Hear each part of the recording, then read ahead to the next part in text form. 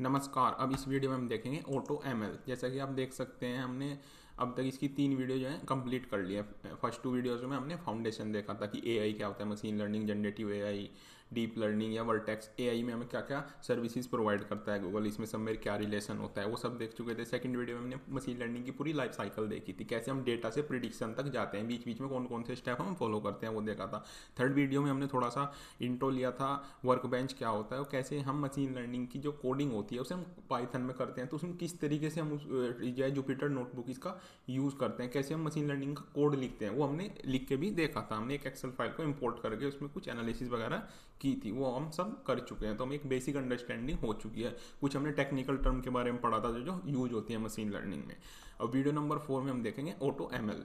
Auto ML, अब सबसे पहले इसकी बेसिक्स देख लेते हैं कि ऑटो एमएल होता क्या है, फिर हम इसे कंसोल में जाके बना के देखेंगे। इसमें मॉडल्स बनाएंगे, हम एआई के मॉडल्स बना के देखेंगे ऑटो एमएल के, जिसमें हमें कोडिंग की जरूरत नहीं होती। तो सबसे पहले व्हाट इज ऑटो एमएल। तो इसमें आप यहाँ पे देख सकते हैं, ट्रेडिशनली बिल्डिंग अ machine learning model required writing Python code. जैसा कि हमने समझा था लास्ट वीडियो में। हम फिर उसमें एल्गोरिदम सेलेक्ट करते हैं, कौन सा हम उसमें लाइब्रेरी वगैरह यूज़ कर रहे हैं वो सिलेक्ट करते हैं। वो पूरी प्रोसेस होती है बनाने की, जो मशीन लर्निंग मॉडल होती है। फिर हम डेटा को उठा के लाते हैं वहाँ से, उससे ट्रेन करते हैं। अब गूगल ने क्या किया, आपको बजाय ये सारे काम करने के आपको कोई बेसिक सा मॉडल बनाना है कि आपके पास 10 ईयर का सेल्स का डेटा है या कोई यूज़र का पेमेंट का डेटा है, उसके बेस पे आपको प्रिडिक्शन करना है। जैसे फाइनेंशियल डेटा है आपके पास, तो आपको ऐसा मॉडल बनाना है जो बता दे कि ये ट्रांजेक्शन फ्रॉड है या नहीं है, इस तरीके का। तो आपके नॉर्मल डेटा है, तो उस तरह का आप यहाँ पे काम कर सकते हो। Instead of manually choosing algorithm and tuning model, we simply provide the data and define what we want to predict. हम अपनी फील्ड बताएंगे कि हमें क्या प्रिडिक्ट करना है। जब मॉडल बनाते टाइम हम उसे टारगेट देंगे, काफ़ी सारी फील्ड होंगी इसमें कि हमें ये प्रिडिक्ट करना है और ये हम इनपुट देंगे, तो उसके हिसाब से आपका मॉडल जो है रेडी कर देगा। ये सब इसमें ऑटोमेटिक होएगा, आपको कोई कोडिंग का एक वर्ड भी नहीं लिखना है इसमें। सब लाइब्रेरी वगैरह जो भी एल्गोरिदम है वो खुद अप्लाई करेगा। तो ये होता है। तो ट्रेडिशनल, जैसे हमने वीडियो नंबर 2 में भी देखा था, हम डेटा सेट से पाइथन कोड, फिर algorithm, train model, tune parameter, फिर उसे इवेल्युएट करते हैं, फिर उसका प्रिडिक्शन करते हैं। ये तो होता है एक ओल्ड मेथड। अगर हमें कस्टमाइज कोई मॉडल चाहिएगा तो ये अब भी हम यही वाला जो है मेथड फॉलो करेंगे। लेकिन हमारे पास डेटा है और हमारे पास इतना टाइम नहीं है, हमारे पास डेटा इंजीनियर नहीं है, इतनी अच्छी हमारे पास टेक्निकल टीम नहीं है, तो हम डायरेक्ट ऑटो एमएल यूज़ कर सकते हैं। उस पर आपको क्या करना पड़ेगा, डेटा सेट में आपको डेटा लेके आना है, उसके बाद सारा आपको वर्टेक्स एआई में कुछ कॉन्फ़िगरेशन करना है, जिसे आप एजेंट प्लेटफॉर्म बोलते हैं। इसका नेम चेंज हो चुका है। तो उस वो हम सब करके देखेंगे। उसमें आप बता दोगे मॉडल को कि क्या हम इनपुट देंगे, क्या हम आउटपुट देंगे, उसके बेस पे आप उसी तरीके का उसे डेटा दोगे, उससे वो ट्रेन होगा, फिर आपका जो है मॉडल रेडी हो जाएगा। तो ये काम हम इसमें अभी करके देखेंगे। तो when we start an auto ML training job, तो Google automatically perform several task. अब गूगल क्लाउड क्या क्या करता है, जैसे ही आप मशीन लर्निंग का डेटा ट्रेन करते हो ऑटो एमएल से, सबसे पहले आपके डेटा सेट को एनालाइज करते हैं। आपका डेटा सेट उसी हिसाब का होना चाहिए जो आप उससे काम कराना चाहते हो। ऐसा नहीं कि आपने कुछ भी डेटा दे दिया तो और वो मॉडल बना के देगा, एरर आ जाएगा उसमें, या आपका जो मॉडल बना भी दिया उसने तो अच्छे से प्रिडिक्शन नहीं कर पाएगा। तो आपको एक्यूरेट डेटा देना होगा, उसी के बेस पे आप डेटा भी अच्छा खासा होना चाहिए। ऐसा नहीं है कि आपने बहुत छोटा सा डेटा दे दिया, 300-400 एंट्री दे दी, बस रोज़ दे दिया आपने, उसके बेस पे आप प्रिडिक्शन करा रहे हो तो हो ही नहीं पाएगा वो प्रिडिक्शन। अच्छा खासा डेटा इसमें होना चाहिए आपके पास। तो ये मशीन लर्निंग के जो डिफरेंट डिफरेंट एल्गोरिदम है वो ट्राई करेगा, देखेगा कि आपके मॉडल में कौन सा सही बैठेगा, फिर उसे इवेल्युएट करेगा, और सब कुछ वो करने के बाद फिर आपको मॉडल बना के दे देगा। फिर आप उसे इवेल्युएट कर सकते हैं मॉडल को, उसमें सारा देख सकते हैं कि उसमें कितने एरर हैं, क्या हैं, कि क्या किस बेस पे प्रिडिक्शन कर रहा है। ये सब हम करेंगे नेक्स्ट वीडियो में। इस पर्टिकुलर वीडियो में केवल मॉडल बनाएंगे, फिर मॉडल पे काम हम नेक्स्ट वीडियो में करेंगे।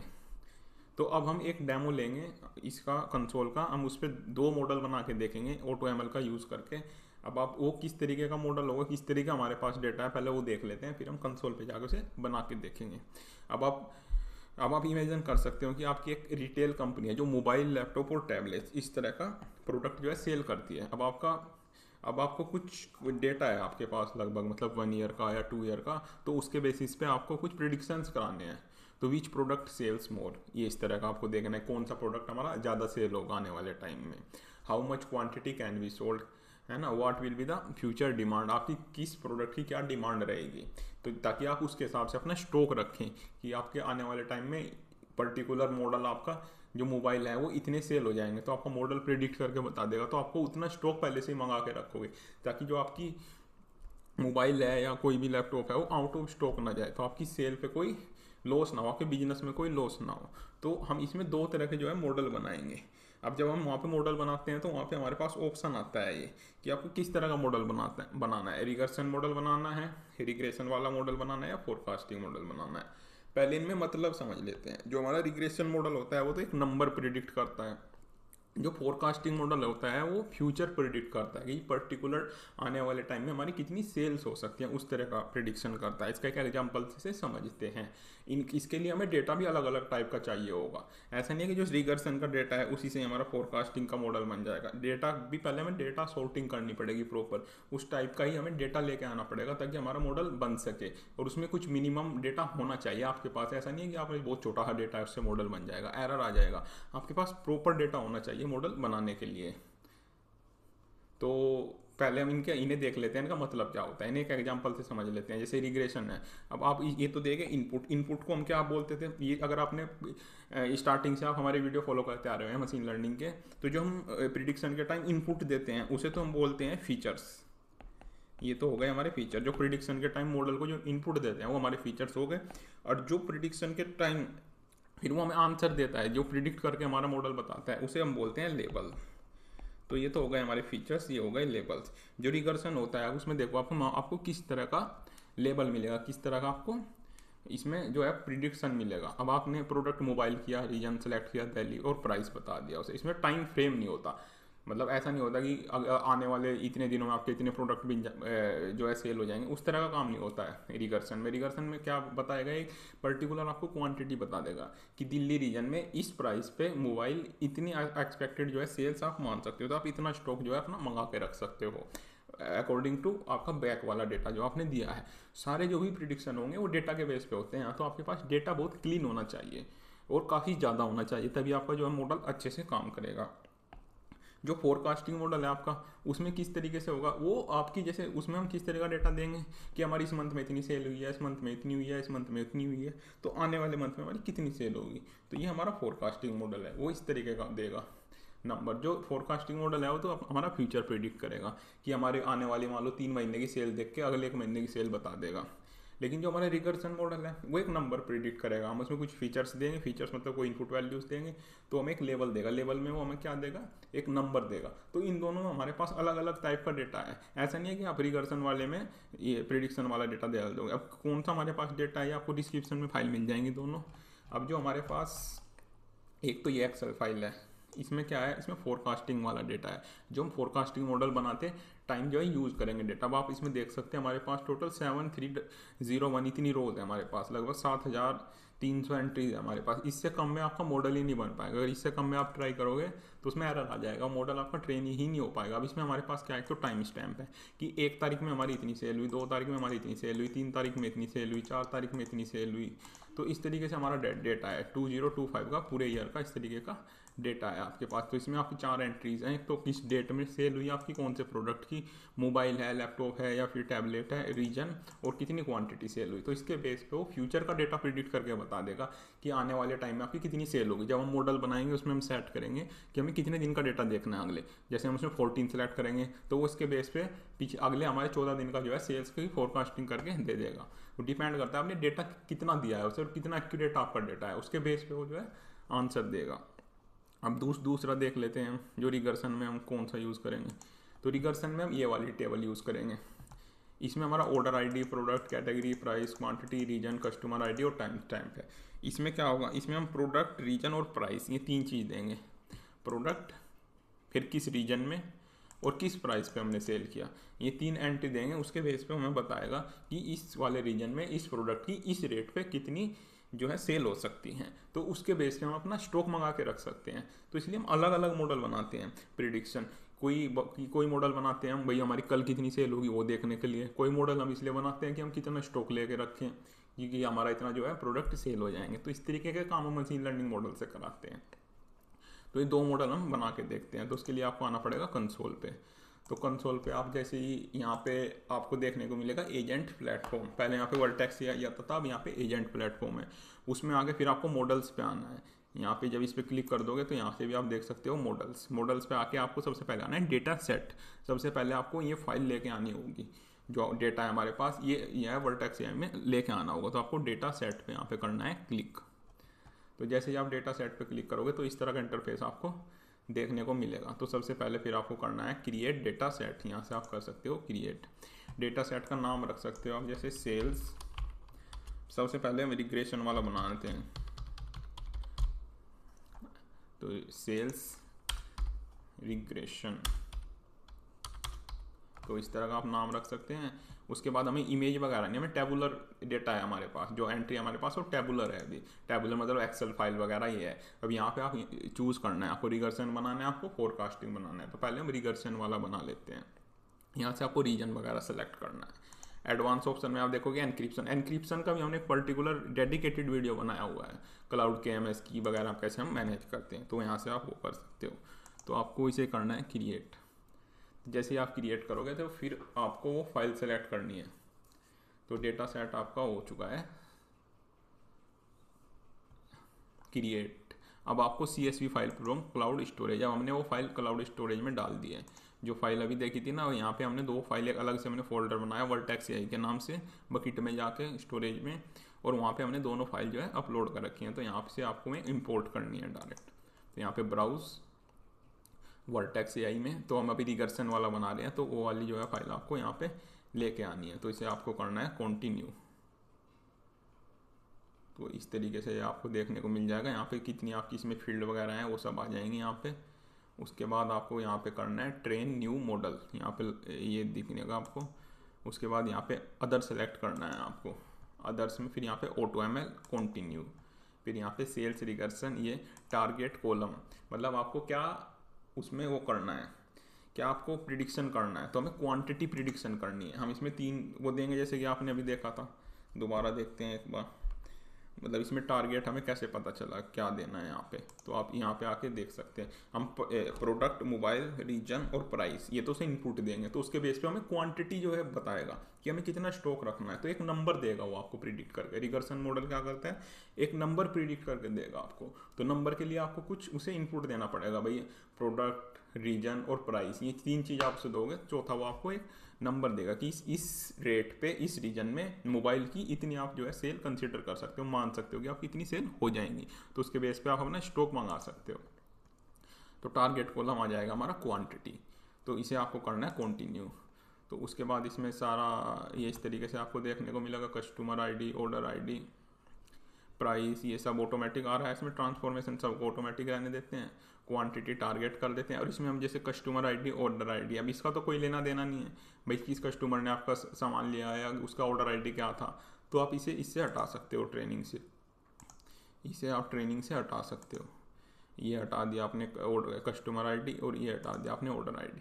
तो कोई ऐसी फील्ड आपको देखने को मिले कि जिसका कोई यूज़ ही नहीं है, तो उसे आप जो है ट्रेनिंग के टाइम यहाँ से हटा सकते हो, क्योंकि इससे आपकी कॉस्टिंग ही बढ़ेगी। वो डेटा आएगा, मॉडल ट्रेन होगा। अब ये तो हम ऑर्डर आईडी, कस्टमर आईडी, इनका तो कोई लेना देना ही नहीं है।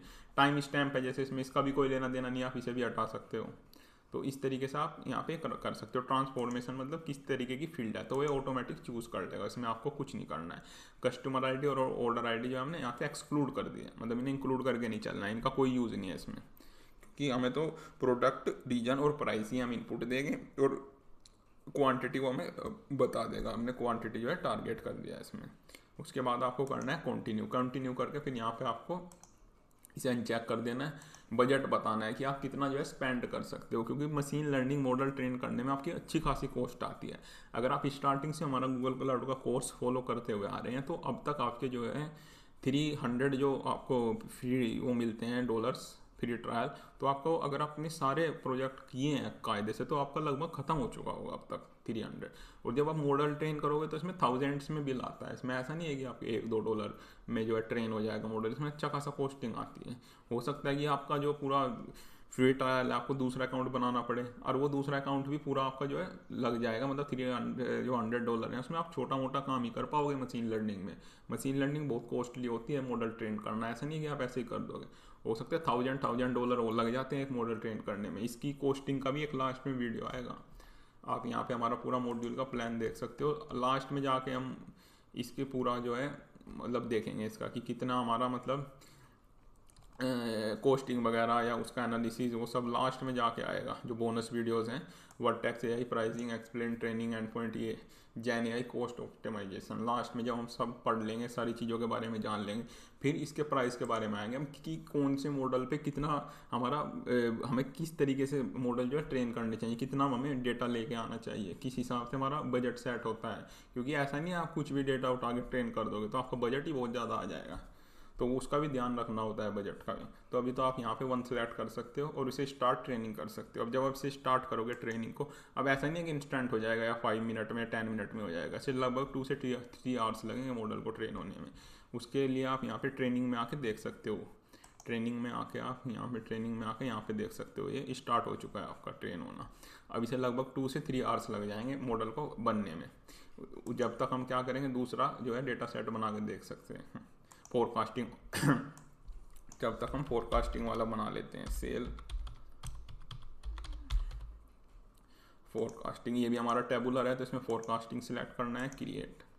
तो इसमें आपको दूसरे वाली एक्सेल फाइल सिलेक्ट करनी है। 2 एक्सेल फाइल थी हमारे पास, ये तो है रिगर्शन वाली जो हमने अभी सिलेक्ट की थी, और दूसरी टेबल थी हमारे पास फोरकास्टिंग वाली। ये क्या बताएगी आपको, इसमें आप अगले नेक्स्ट, जैसे आपने पिछले 1 साल की सेल दे दी तो ये नेक्स्ट मंथ की आपकी सेल जो है प्रिडिक्शन करके बता दी कि इस अगले वाले मंथ में आपके मोबाइल की इतनी यूनिट सेल हो सकती है, मतलब ऐसे डे बाय डे वो आप यहाँ पे चूज़ करोगे आपको कितने दिन का प्रिडिक्शन करना है।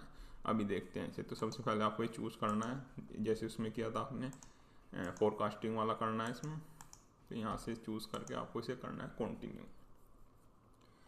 तो यहाँ पे इस तरीके से आपको देखने को मिल जाएगा। अब यहाँ पे आपको इसमें अलग से यहाँ पे 2 चीज़ मिलेंगी। तो सीरीज आइडेंटिफाई फायर कॉलम, अब इसमें आपको क्या सेलेक्ट करना है, सीरीज आइडेंटिफाई कॉलम। तो which time series M I forecasting, तो आपको किस सीरीज पे जो है आपको फोरकास्ट करना है, मतलब हमें प्रोडक्ट के बेस पे फोरकास्ट करना है कि आने वाले कितने दिनों में हमारे मोबाइल कितने सेल हो जाएंगे, या हमारे लैपटॉप कितने सेल हो जाएंगे, या हमारी टैबलेट कितनी सेल हो जाएंगी। तो सीरीज आइडेंटिफायर मतलब किस बेस पे आपको टाइम के हिसाब से डिफ्रेंशिएट करना है कि हमारे सेल्स किस चीज़ की कितनी सेल होंगी आने वाले टाइम में। तो यहाँ पे आपको प्रोडक्ट सेलेक्ट करना है। फिर यहाँ पे टाइम स्टैम्प में आपको टाइम स्टैम्प सेलेक्ट करना है कि आपने टाइम के हिसाब से जो से डेटा दिया है कि किस दिन क्या सेल हुई है, तो वहाँ पे आपको टाइम स्टैम्प ये आप देख सकते हैं इसमें फाइल में। तो आपने टाइम स्टैम्प के अंदर वो डेटा दिया है पिछला कि किस दिन आपकी कितनी सेल हुई है और किस बेस पे आपको सेल्स निकालनी है, मतलब फोरकास्टिंग आपको किसके बेस पे करनी है। तो प्रोडक्ट के बेस पे हमें फोरकास्टिंग करनी है कि हमारे मोबाइल की क्वांटिटी कितनी सेल होगी, है ना। लैपटॉप है जैसे इसमें अभी तो मोबाइल आप नीचे आओगे, जैसे लैपटॉप कितने सेल होंगे, या हमारी टैबलेट कितनी सेल होंगी, हमारे हेडफोन कितने सेल होंगे, या हमारे ये इस तरीके से आप यहाँ पे देखना है आपको। तो हम प्रोडक्ट के बेस पे जो है इसे आइडेंटिफाई करेंगे कि हमारी सेल कितनी होगी। तो ये दोनों चीज़ें यहाँ पे सिलेक्ट करनी है। उसके बाद यहाँ पे आपको करना है ट्रेन न्यू मॉडल। उसके बाद यहाँ पे ऑटो एमएल ऐसे सिलेक्ट रहने देना है, यहाँ पे करना है कंटिन्यू। अभी ये आपको थोड़ा सा समझना है, इसमें थोड़ा सा ज़्यादा आपको चीज़ें डालनी पड़ती हैं। एक तो टारगेट कॉलम में आएगा आपका क्वांटिटी, क्योंकि हमें देखना है कि कितनी यूनिट हमारी सेल हो सकती है मोबाइल की। प्रोडक्ट तो हो गया आइडेंटिफायर कि किस क्या क्या अलग अलग हमारा सेल होगा, जैसे इसमें मोबाइल हो गया, लैपटॉप हो गया, हेडफोन हो गए। तो आइडेंटिफायर हो गया हमारा किस दिन कौन से अलग अलग सेल होंगी और कितनी होंगी, वो हो गया हमारा टारगेट। तो ये हमें आंसर मिलेगा कि मोबाइल कितनी सेल होंगी, हमारी लैपटॉप कितनी होंगी, उसकी कितनी होंगी। तो उससे प्रिडिक्ट करके बताएगा ये। आपका डेटा ग्रैन्युलरिटी, इसका मतलब होता है कि हाउ फ्रीक्वेंटली योर डेटा आपने रिकॉर्ड किया हुआ है, आपके पास जो डेटा है वो कितना फ्रीक्वेंट है। मतलब जैसे आप यहाँ पे एक्सेल फाइल में आगे देख सकते हो, हमारे पास जो डेटा है ना पर डे के हिसाब से है। 17 तारीख का डेटा है, फिर 18 का है, फिर 19 का है। अब ये डेटा हमारे पास ऐसा भी हो सकता था कि 18 तारीख का डेटा है, उसके पास आज हमारा टाइम भी है कि हमारे डेटा की एक्यूरेसी आपकी कितनी है, मतलब पर डे के हिसाब से या पर मिनट के हिसाब से है। वैसे 18 तारीख का हमारे पास डेटा होता है कि 10 बजे इतनी सेल हुई, 11 बजे इतनी हुई, तो इस तरीके से। तो वो यहाँ पे आपको हमारे पास है डे के हिसाब से डेटा है, तो हम यहाँ पे डे चूज़ करेंगे, डेली। मतलब हमारे पास 1 का है, 2 का है, 3 का है, 4 का है, इस तरीके से है। हमारे पास 1 का ऐसा नहीं है कि जैसे 1 तारीख का ऐसा नहीं है कि इस टाइम का डेटा है, वो नहीं है हमारे पास डे के हिसाब से डेटा है। तो यहाँ पे आप वो चूज़ करेंगे। हॉलीडे रीजेंसी से आप इग्नोर कर सकते हो। फोरकास्टिंग होरिजन, अब ये आपको इसमें मतलब बताना पड़ेगा कि आपको कितने दिन का अगला डेटा लेना है, मतलब आपको प्रिडिक्शन कितने दिन की करानी है मॉडल से। अब जनरली हम 1 वीक की करा लेते हैं या 2 वीक की, तो इसमें हम 14 डेज कर देते हैं। तो ये आपको क्या बताएगा, अगले 14 दिन का आपको प्रिडिक्शन बता के दे देगा मॉडल। जैसे जैसे इसमें आपको कोई एंट्री वगैरह नहीं करनी है, यहाँ पे आपने डाल दिया 14 दिन, तो ये आपको ऑटोमेटिकली पिछला डेटा देखते हुए आपको 14 दिन की बता देगा। और पिछले कितने दिनों का डेटा से देखना है वो यहाँ पे देख सकते, यहाँ पे आप वो देना है आपको। अब जो आपकी फाइल है उसमें 1 साल का डेटा है, तो आप इसे पिछले जैसे 90 डेज का दे सकते हो या 180 डेज का दे सकते हो, तो इस तरीके का आप इसमें डेटा दे सकते हो। तो पिछले 90 डेज के हिसाब से ये आपको अगले 14 दिन का डेटा बता देगा। तो ये चीज़ होती है। तो यहाँ पे आपको डालना होता है फोरकास्ट आपको कितने दिन का करना है ना, और यहाँ पे कितना पिछला डेटा को उसे देख के अगला जो है प्रिडिक्शन करना है। तो ये चीज़ आपको यहाँ पे देनी होती है। और यहाँ पे डालना होता है कि जो आपका डेटा कितना फ्रीक्वेंट है, कितना डेटा आपने जो रिकॉर्डिंग मतलब जो आपने एक्सेल फाइल है जो आपके पास डेटा है उसकी एक्यूरेसी डे के हिसाब से है, मिनट के हिसाब से है, आवर्स के हिसाब से है या डे के हिसाब से है, तो वो आपको यहाँ पे डालना है। तो इसे करना है आपको कंटिन्यू। तो उसके बाद आपको इस तरीके की जो है टेबल देखने को मिल जाएगी। अब क्वांटिटी रीजन भी हम जो ऐसे देंगे, यहाँ पे भी आपको अवेलेबल सेलेक्ट करना है। बाकी आपको ये सब रहने देना है एज इट इज़, ये सब आपको एज इट इज़ रहने देना है और इसे करना है आपको आगे कंटिन्यू। उसके बाद ऐसे इसमें बजट में आप 1 सेलेक्ट कर सकते हो, उस तरीके से ही सेम। और इस आपको करना है इसमें स्टार्ट ट्रेनिंग। तो ये आपका यहाँ पे ट्रेनिंग जो है स्टार्ट हो जाएगी। तो यहाँ पे आके आप देख भी सकते हैं। तो इसमें लगभग 2 से 3 आवर्स भी लग सकते हैं, 1 आवर्स भी लग सकता है, 3 आवर 4 आवर्स, इस तरीके से आपको टाइम लगेगा नेट मॉडल को ट्रेन होने में। तो वो हम सब नेक्स्ट वीडियो में देखेंगे। नेक्स्ट वीडियो में हम क्या देखेंगे, ये हमारी जो नेक्स्ट वीडियो आएगी 5th वीडियो, हम उसमें पूरा मॉडल का इवैल्यूएशन करेंगे, उसकी accuracy, precision, recall, confusion matrix, इनके बारे में समझेंगे। और इसमें हम इनपुट वगैरह डाल के कैसे प्रिडिक्शन करते हैं वो सब हम नेक्स्ट वीडियो में देखेंगे। जैसे कि अभी तो हमारे मॉडल ही नहीं ट्रेन हुए हैं, इनमें टाइम लगेगा। फिर हम यहाँ पे अभी तो हम इस पर जाएंगे तो कोई ऑप्शन नहीं आएगा यहाँ पे। तो जैसे ये ट्रेनिंग पूरी हो जाएगी तो ये मॉडल रजिस्ट्री में आ जाएंगे हमारे मॉडल ना, फिर यहाँ पे जो है शो होने लगेंगे मॉडल रजिस्ट्री में। यहाँ पे हमारे पास ऑप्शन आ जाएगा फिर इनका सब आगे वो करने का, मतलब इनका सारा डेटा वगैरह वो करना, इवैल्यूएशन करना, एक्यूरेसी, प्रिसीजन, रिकॉल।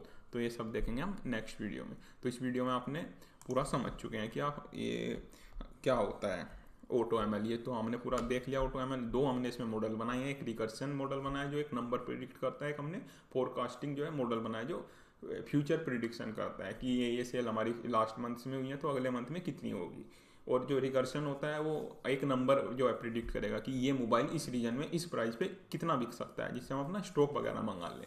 तो ये 2 मॉडल की नेक्स्ट वीडियो में पूरा इनके डिटेल में जाएंगे, इन्हें देखेंगे किस तरीके से हम मॉडल यूज़ करते हैं और क्या इसमें कॉस्टिंग वगैरह आती है, वो सब हम देखेंगे नेक्स्ट वीडियो में।